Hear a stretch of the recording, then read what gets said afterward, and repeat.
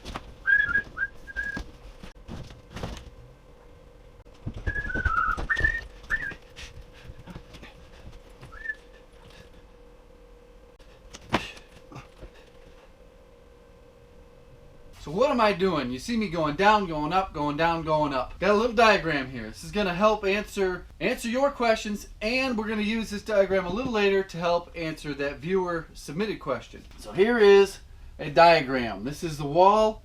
This is basement. These are floor joists. And what I'm doing is I have holes cut out along the wall, and I've got to run wires from one hole to another hole. And they go down through the floor, and they'll go around and up, or they'll go back to the panel. Most of them are home runs that go to the electrical panel. I'm using drills. I got to get up in there and drill a hole into the wall. This little angle drill here, it does the job, but barely. Got a new one coming in the mail. Should be here today or tomorrow.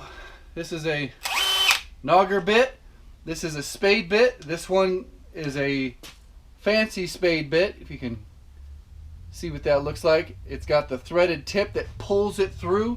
So when you're in an odd angle trying to go up into a wall, both of these have threaded tips and will pull the drill bit right straight through. You've probably seen my videos where I'm knocking on the walls. I'm finding those studs. And floor joists are supposed to align right underneath your wall studs. Everything is supposed to transfer all the way up. So even if this had a second floor on it, the second floor joists should be landing on these studs here and carry on all the way on up to the roof trusses.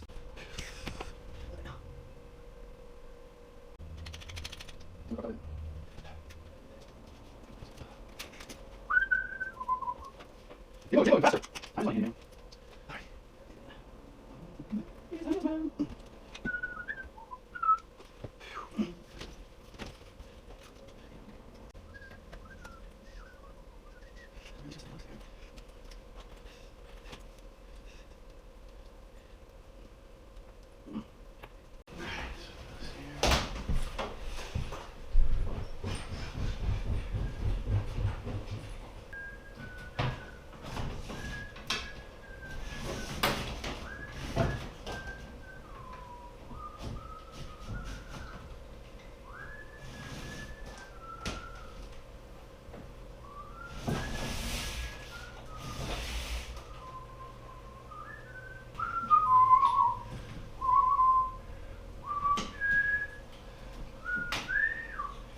All right, which one's which?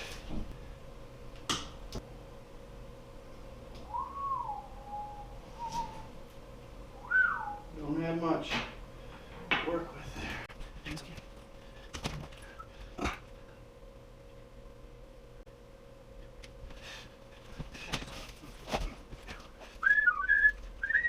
there.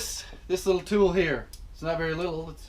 It's a long fiberglass rod that glows in the dark. That's the cool thing. It's like a lightsaber when the lights are out. They come in with 3 extensions, and I lost one on this job. I was going up through the floor to come out of the box, and I pulled it out too far. It popped up into the wall cavity, and I couldn't go up, I couldn't go down, I couldn't get it back through that hole in the floor, I couldn't get it flexed enough out the hole, so what I'd have to do, it still had a wire attached to it. So I had to make good use of it. I used my multi-tool, zipped it off, pulled it out, kept right on working. I swapped the tip that I like to use over to the next section. This is a very valuable tool for any handyman, handy woman, a homeowner that likes to do stuff themselves.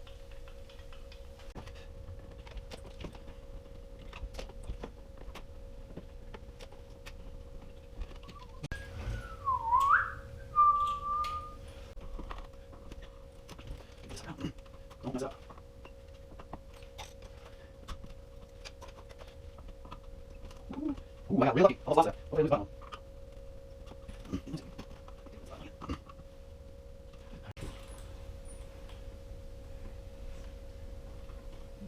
Long enough?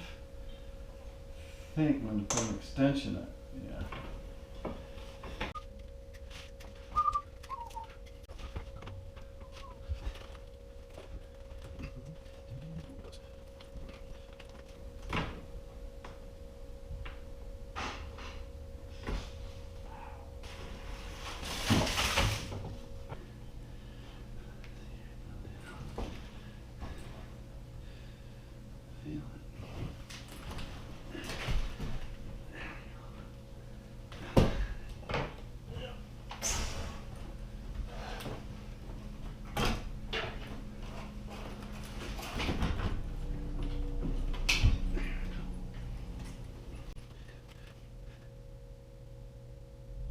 we're going to answer that viewer submitted question. And I'm going to put their picture up of their situation right here. You can see that they have a wire, a low voltage wire, coming out of their switch box next to the door. And they have that wire going down to some sort of doorbell thing. What they want to know is, how do we get that wire in the wall? That little white wire, how do we run it in the wall? I have a drawing here that is what I believe the inside of their walls look like. I think it's a double switch though. So you have an S, and then there's the receptacle down there. I would pop this box loose. I would pop this box loose. It's nailed into this stud here. So it looks like a relatively new house, so this is probably a similar type of box that's there. It's nailed into the 2x4. Your drywall is out here.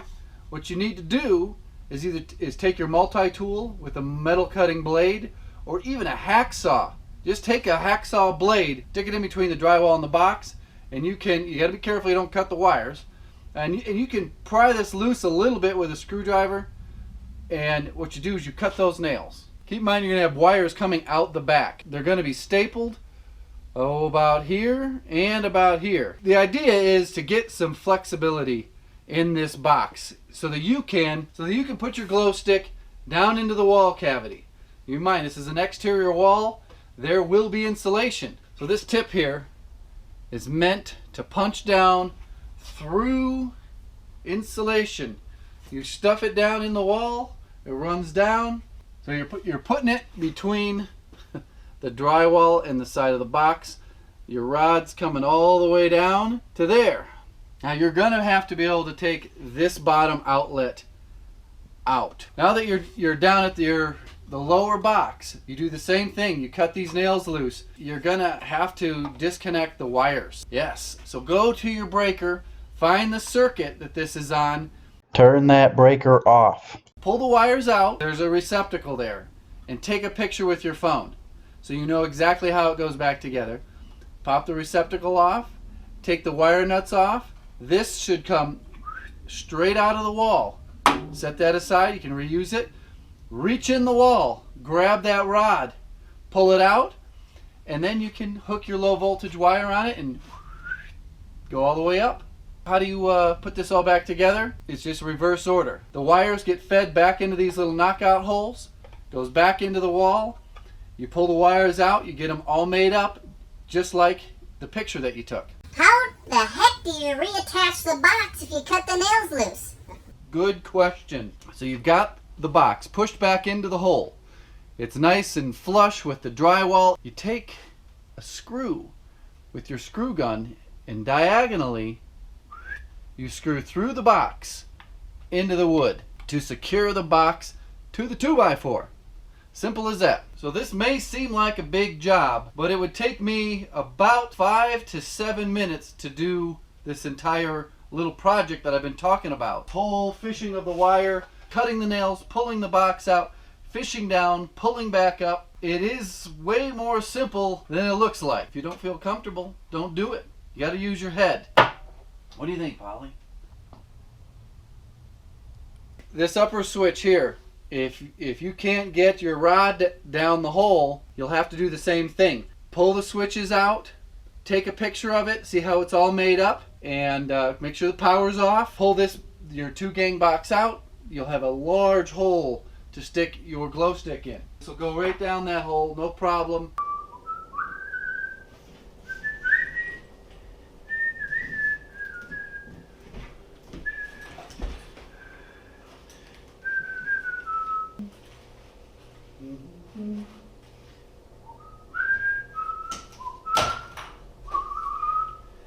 Alrighty, one more switch left. Are you guys familiar with these thingies? They're basically push to connect connectors. There's little metal tabs in there. We're going to talk about these in the next video and why I didn't use them in this kitchen. Bonus footage time! This is from my Instagram post. We're at a different vintage house. This is a junction box. Who knows the history? I've tried to date this wire here, this dark gray wire. I'm going to give you a close-up of the situation. And the question is, how dangerous is this? A lot of people are very scared of electrical because there's a lot of people out there trying to scare you of electric. You're not supposed to do it this way, but is it really dangerous? Is there a fire hazard here? This is probably, obviously, much newer than that wire there. There's a whole lot in this situation. Oh boy, should I even show it? Okay, I'll show it. This is just for the bonus footage watchers. Have a look at that. Look at this mess up in here. Woo! Okay, that's a topic for a different day. We're gonna focus on this here. This here is a connector that is meant to go around this insulation. What is the danger? The danger is that this is, well, crimped too tight and cuts this insulation here. And I mean, this has been here for 40 years and nothing's happened since. That is the risk. What happens is this black wire has power going through it. And if this somehow wears through, which is virtually impossible to wear through unless someone is here wiggling this wire every day, that would trip the breaker. That's about it. Now if the breaker is faulty, then this would heat up and shock until there was metal removed by melting and the connection was no longer there. That's your fire danger. I'm going to open up this box here and we're going to take a look inside. I'm going to point out things that in here are not very good. If you can see underneath that yellow wire nut right there and to the right, upper right of your screen, there is exposed 1, 2, 3, 4 wires are jammed into that wire nut. They are not twisted together, and well, if somebody's messing around in there with the power on, a ground could touch that hot wires there. It looks like this is a light box, goes to the outside. You never know what you're going to find in these old houses. I don't like that right there at all. Jeez, see that's bad news there. Wrong size wire nut.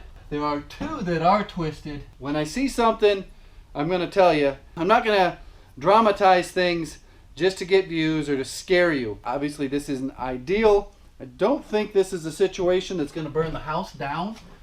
But, God, I'm on my tiptoes here. Another thing I hate is when people use such short wires. I know you can't really see what I'm doing. I'll just give you a shot after and so you can see the difference.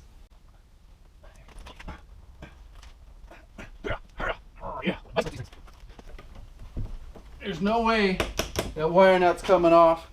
All the wires are twisted around each other and they are rock solid in there now. Here's another quick shot of this wire up into the connector so that this connector isn't pinching on the insulation of the wires. It's pinching on the outside sheeting. Thanks for sticking around for the bonus footage. The best way to do things isn't always the practical way to do things.